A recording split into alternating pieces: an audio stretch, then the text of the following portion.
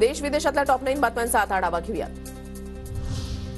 राम मंदिराच्या अभिषेक सोहळ्यानिमित्त अयोध्येमधील प्रमुख रस्ता सूर्यस्तंभांनी सजवला जाणार। प्रत्येक खांबावर एक सजावटीचं वर्तुळ असणार। हे वर्तुळ रात्रीच्या वेळेला प्रज्वलित झाल्यानंतर सूर्याप्रमाणे लखाकणार। अयोध्येमध्ये दारू विक्रीवर पूर्णपणे बंदी घालण्याची तयारी। 84 किलोमीटरच्या परिघातील दारूची दुकानं हटवली जाणार। उत्तर प्रदेशच्या उत्पादन शुल्क मंत्र्यांची माहिती। दिल्लीनंतर आता मुंबईहूनही अयोध्येसाठी विमानसेवा सुरू होणार। 15 जानेवारीपासून मुंबई ते अयोध्या दरम्यान दररोज उड्डाणं सुरू करण्याची इंडिगोची घोषणा। मध्य प्रदेशमध्ये खासगी बसला भीषण आग। आगीमध्ये 13 प्रवाशांचा होरपळून मृत्यू। डंपरला धडकल्यानंतर बसला आग लागल्याची प्राथमिक माहिती। आगामी लोकसभा निवडणुकीच्या पार्श्वभूमीवर बनवण्यात आलेली अंतिम मतदार यादी 5 ऐवजी 22 जानेवारीला प्रसिद्ध होणार। निवडणूक आयोगाकडून 12 राज्यांना मुदतवाढ।